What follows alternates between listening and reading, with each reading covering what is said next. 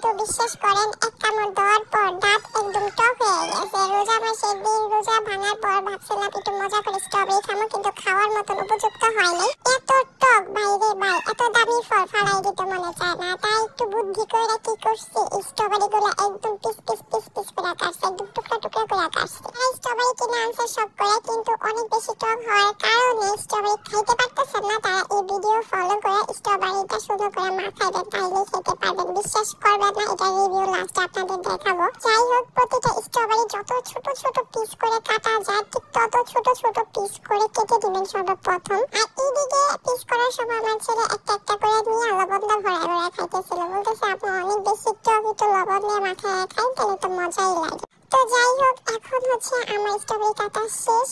স্ট্রবেরির মধ্যে অল্প পরিমাণে চিনি দিতে হবে, এরপর একটু লবণ দিতে হবে। চাইলে আপনি একটু বিট লবণ দিতে পারেন, আর একটু শুকনো মরিচের গুঁড়া দিতে পারেন। আমি শুকনো মরিচের গুঁড়া দিয়ে বেশি ঝাল পছন্দ করি। একদম চটকায় চটকায় মাখানোর পর একটু লেবু মিক্সড করে নেবেন, ব্যাস হয়ে গেছে স্ট্রবেরি মাখা। আর বিশ্বাস করবে না, এটা অনেক বেশি